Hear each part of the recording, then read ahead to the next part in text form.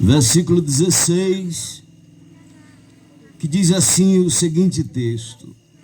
Vamos citar juntos, amém, irmãos? Amém. Vamos lá, Gabriel.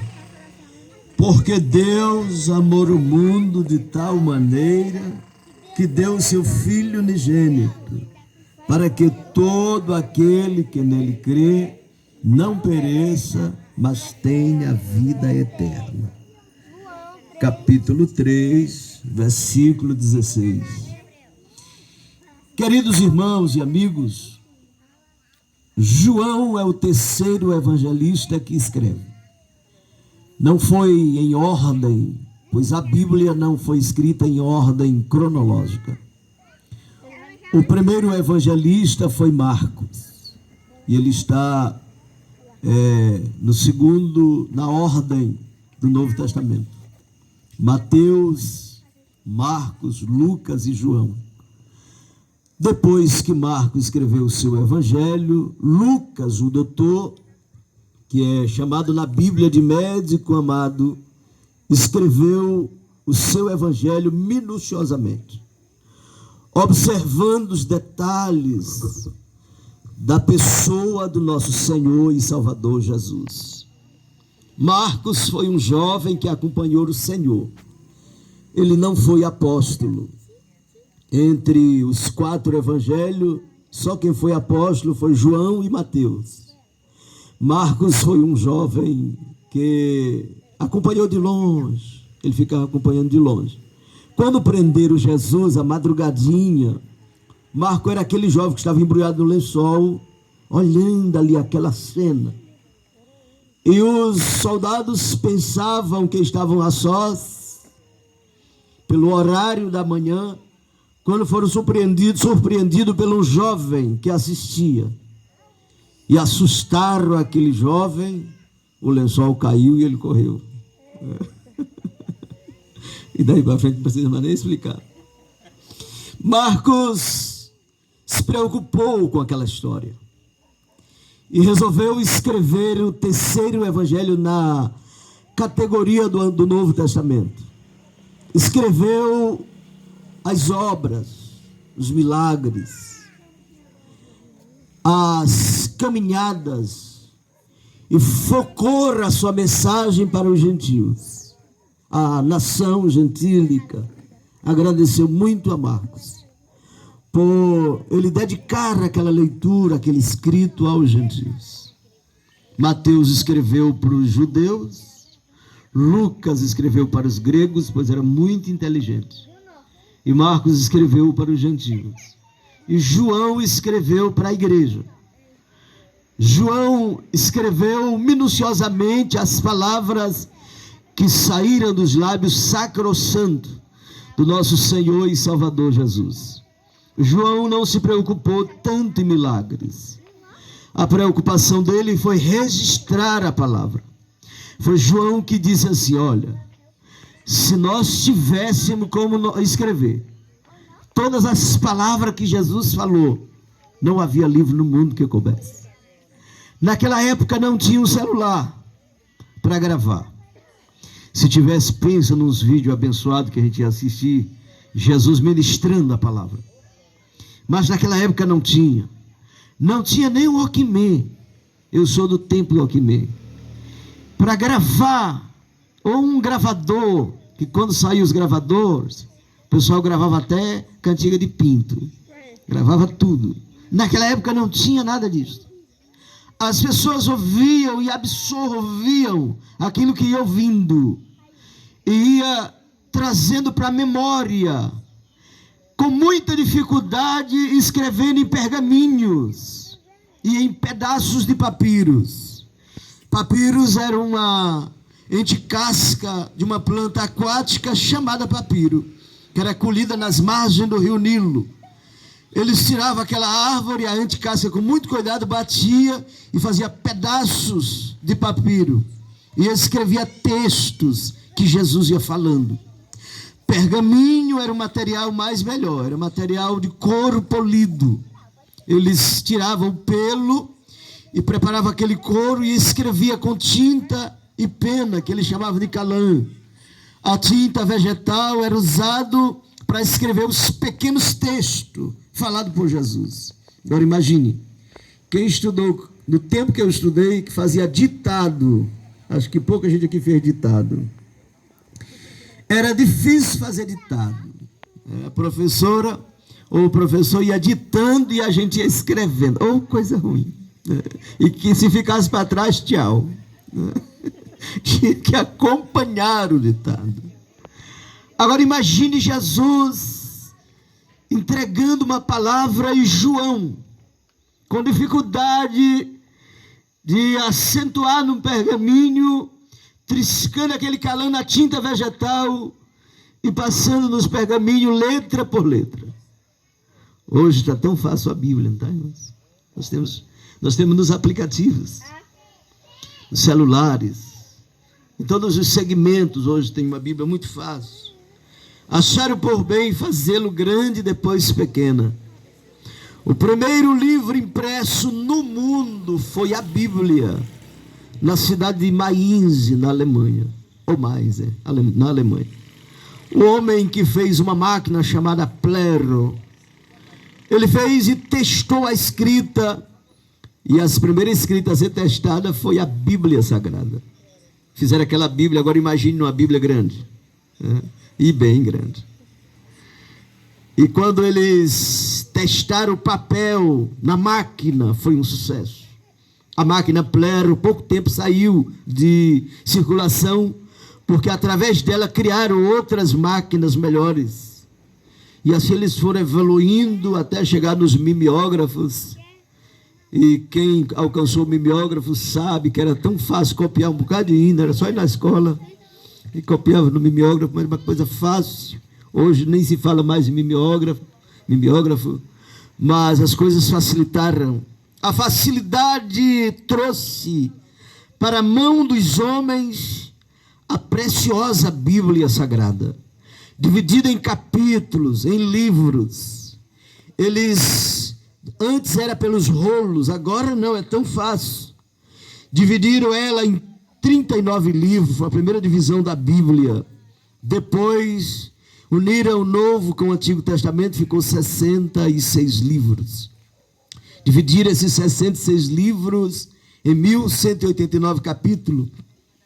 Pegaram esses capítulos e dividiram em 31.173 versículos. E hoje é tão fácil encontrar na Bíblia um texto para ler. Eu não sei se para pregar, porque tem vezes que a gente for ler a Bíblia todinha procurando um texto para pregar, né? Mas pelo menos para ler é muito fácil. Ainda colocaram as epígrafos, que são os textos que estão em cima de cada capítulo. Por exemplo, a parábola do semeador é um epígrafo. Se eu quero encontrar o rico e o Lázaro, eu vou na epígrafo, é bem fácil. O livro de João, ele se preocupou quando Jesus dizia assim: eu sou o bom pastor. Ele escrevia: eu sou o bom pastor. E o bom pastor dará a sua vida pelas suas ovelhas. Ele escrevia lá rapidamente no seu livro. Depois que ele escrevia, Jesus dizia: eu sou o pão da vida. Agora imagine, isso era numa mensagem. E João cautelosamente escrevia. Mas isso ele escreveu um pouco de cada mensagem. Não é que ele escrevia uma mensagem toda. Quantas vezes ele parava porque não tinha condições. Mas você sabe como era a intimidade de João com Jesus? Era uma intimidade de amigo bem próximo. João, nas reuniões, ele ficava tão perto de Jesus, que tinha vezes que ele colocava o ouvido no peito de Jesus, para ficar captando as suas palavras, para depois ele escrever. E o Espírito do Senhor, que é o fiel intérprete das Sagradas Escrituras, ajudou a conduzi-los na mente de João. A facilidade de escrevê-lo, as palavras que saíram dos lábios do Senhor Jesus. E no capítulo 3, ele narra uma das melhores histórias. Jesus se encontrando com Nicodemos. Nicodemos, um homem doutor da lei, sábio nas letras. Nos campos das ideias, era impossível discutir com Nicodemos. Ele foi criado na corte, era rabino, mestre, tinha conhecimentos da lei de Israel, e ouvindo falar da sabedoria que destilava dos lábios do Senhor, desejou ouvi-lo de perto. Mas com vergonha de chegar de dia e ser assistido pelos mestres que ele tinha ido aonde Jesus, resolveu ir à noite. E ao chegar perto de Jesus, ele começa dizendo assim: mestre, eu sei que tu é um homem vindo de Deus, porque ninguém faz os sinais que tu fazem se Deus não for com ele. Aí Jesus tira Nicodemo do campo das ideias. Jesus não quer discutir com Nicodemos, porque de lei Jesus também sabia tudo. E Nicodemo, quem sabe, estava preparado com argumento para discutir com Jesus. E Jesus traz ele para um campo espiritual e diz: se tu não nascer de novo, tu não pode ver o reino dos céus. E Nicodemo, neste campo, ele não conhece, porque o homem, ele pode até conhecer a Bíblia, mas se ele não entregar os seus caminhos para o Senhor, ele não tem capacidade de entender o campo espiritual. Nós estamos aqui, mas o Senhor também está aqui. Tudo que nós fizemos essa noite foi para louvor da sua glória, porque só existe um digno de ser glorificado, é Jesus de Nazaré, nas nossas vidas.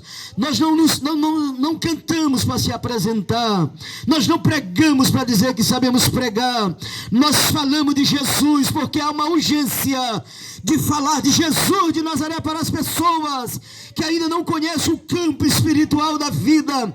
Às vezes conhece o mundo, a história, e até tem um Jesus histórico que é conhecido pela filosofia, mas quando se trata do mundo espiritual, do campo espiritual, só crente salvo, lavado pelo sangue de Jesus, entende sobre as coisas do Espírito Santo de nosso Deus. Um homem, um mestre, para e diz assim: como pode um homem velho, ou um homem nascer sendo velho?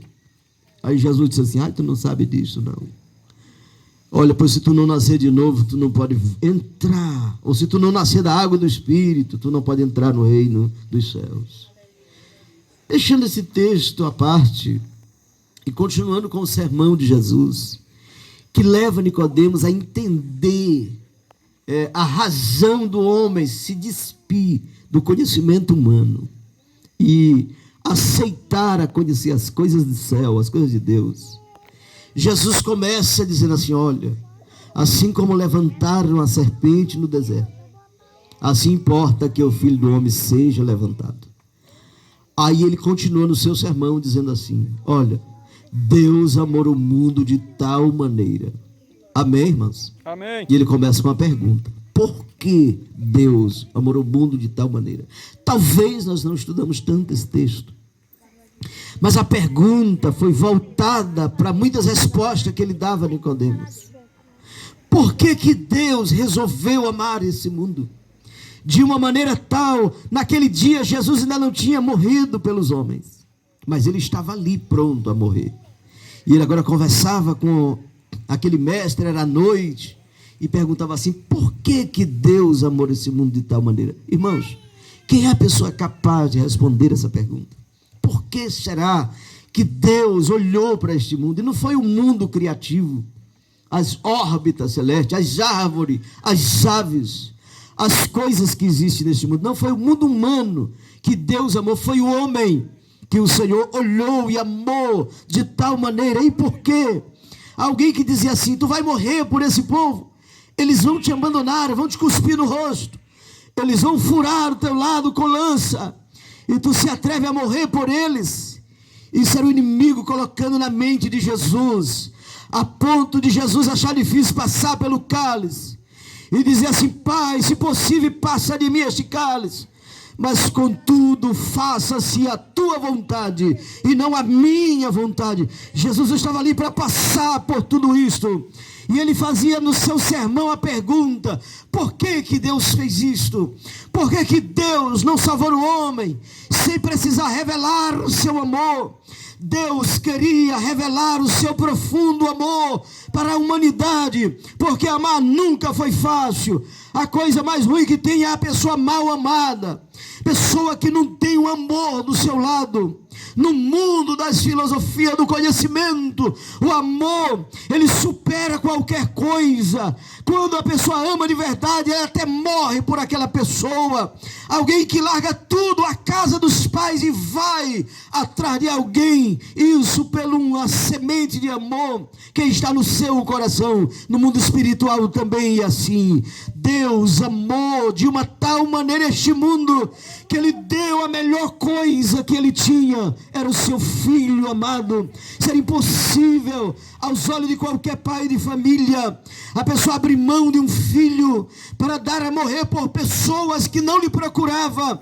Como ele disse no livro de Isaías, fui achado por quem não me procurava, fui encontrado por pessoas que nunca chamou pelo meu nome. Era nós, distanciado de Deus, como diz Paulo no livro de Romanos capítulo 5, versículo 8, porque Deus prova o seu amor para conosco, pelo fato de ter Cristo morrido por nós, sendo nós ainda pecadores. Querido, não tem como medir o tamanho do amor de Deus. Então seria impossível aos olhos humanos, na matemática humana, alguém responder tão fácil por que Deus olhou para o ser humano e Deus salva e ama sem acepção, enquanto nós muitas vezes condicionamos nosso amor às pessoas que têm alguma coisa, porque não é fácil amar. Ainda tem gente que ama de mentira, e ainda tem gente que ama só pelo que a pessoa tem, só se aproxima de alguém se ele tiver alguma coisa.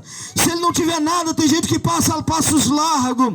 E se for uma pessoa, se for um mendigo, e se for alguém que está na sarjeta, um bêbado, quem sabe um drogado, quem é que não conhece? Eu não vou falar pelo fato de drogado, mas pelo fato de viciado. Eu não conheci, mas conheço a história. Mas quem vê o Paulinho louvando hoje, eu sei que ele ainda vai cantar, sabe da história dele. Porque que Deus olha para uma pessoa na sarjeta, na lama do pecado, e resolve amar a ponto de dar o seu filho? É porque ele sabe que mais tarde essa pessoa estará aqui louvando o seu precioso nome. Essa pessoa vai dar valor ao sacrifício.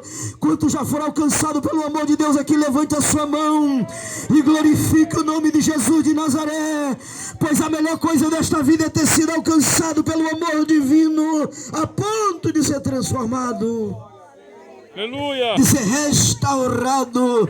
Eu ouvindo Leidmar não, desculpe, Julimar, e ele contando a sua história para mim, eu chorei ouvindo o Julimar. Acho que vocês conhecem algum pouco, viram de perto a situação.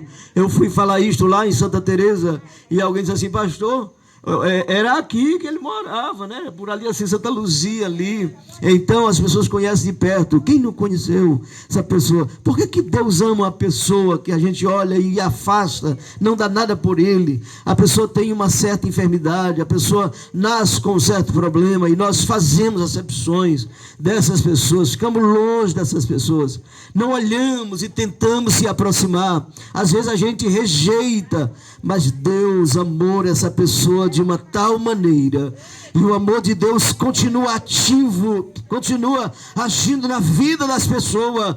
E eu sei que tem mais gente para Jesus libertar aqui nessa cidade, amém, irmãos?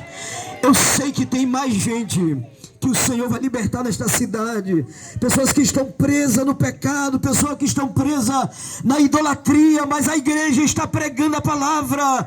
Deus está tocando nos corações, está derramando sobre nós o seu amor, a ponto de nós entendermos e responder por que Deus amou este mundo de uma tal maneira, a ponto de dar o seu Filho unigênito, a fim de que todo que nele crê se coloque de pé nessa noite, em nome de Jesus de Nazaré. A minha garganta não me ajuda mais tanto, mas eu creio que o que tem falado aqui essa noite, o que ouvimos, é suficiente para você ser alcançado pelo amor de Deus esta noite, porque o amor de Deus está em evidência. O amor de Deus ainda não saiu de cima da humanidade. Deus ainda ama os homens desta terra, sem depender da situação que esta pessoa se encontra. Quantas pessoas ateus que nega a existência de Deus, termina se encontrando com Jesus de Nazaré. Eu li a história daquele homem que morreu poucos dias, um dos mais inteligentes, numa cadeira de roda, Steve Jobson. Ele foi considerado um dos mais ricos do mundo, e ele, morrendo numa cama das mais caras do mundo, ele pagava a diária para estar vivo ali, um preço exorbitante. E ele chamou a família porque o médico lhe deu 7 dias de vida. A doença foi afetando o seu cérebro de uma forma em que o médico mais ou menos diagnosticou que ele teria apenas 7 anos de vida, 7 dias de vida. E naqueles 7 dias, ele resolveu conversar com a família. E conversando com a família, ele dizia: esta cama para mim é a mais cara do mundo, mas eu pagaria todo o meu dinheiro para permanecer nela. Apenas que talvez daqui a 7 dias eu não possa mais estar mais aqui nesta cama. Não sei se ele encontrou Jesus antes da sua morte, mas deixou um histórico excelente, e mostrou para sua família que o dinheiro não tem capacidade de segurar uma pessoa vivendo aonde ele quer viver. Até no leito a pessoa prefere viver do que morrer, queridos. Mas de graça, Jesus abriu as portas do céu e enviou o seu Filho amado para resgatar de graça uma pessoa da sarjeta do pecado, e não fazer deitar numa cama tão caríssima, mas está com o nome escrito no livro da vida do céu, e com a esperança de morar no céu de glória. E até enfermo glorifica o nome do Senhor. Nem as enfermidades tiram de nós essa esperança, porque o amor de Deus está derramado em nossos corações, pelo Espírito Santo que nos foi otorgado. Você tem capacidade de sentir o amor de Deus na sua vida. Se você sente esse amor na sua vida, então adore aquele que de uma tal maneira, porque é uma pergunta. Deus é o maior ser, Deus é a maior expressão, seu Filho é o maior amor, para morrer o maior sentimento, para que todos, o mundo inteiro está incluído nesta promessa, que nele crê, que possa acreditar em Jesus, não venha morrer, mas tenha a vida eterna. Aonde está a primeira pessoa esta noite para Jesus? Você que está me ouvindo essa noite. Eu andei sem destino, perdi a razão, na estrada da vida eu fui na contramão, mergulhei de cabeça num abismo sem fim.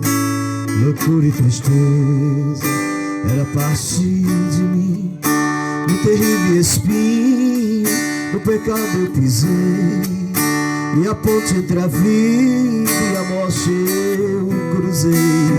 Do outro lado eu vi meus pedaços no chão, minha alma vagava na escuridão,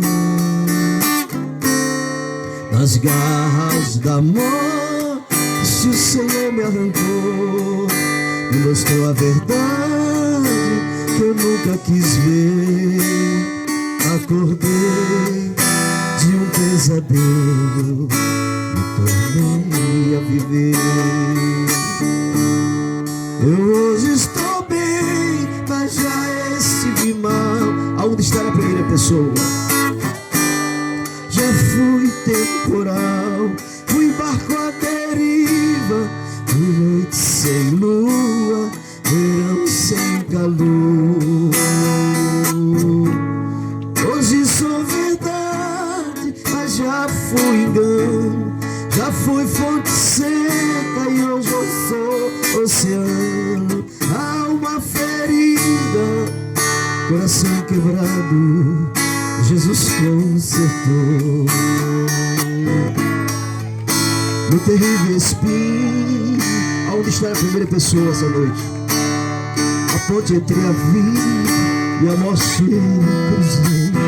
Do outro lado eu vi meus pedaços no chão, minha alma vagava na escuridão. garras da morte o Senhor me arrancou, me mostrou a verdade que eu nunca quis ver. Acordei de um pesadelo,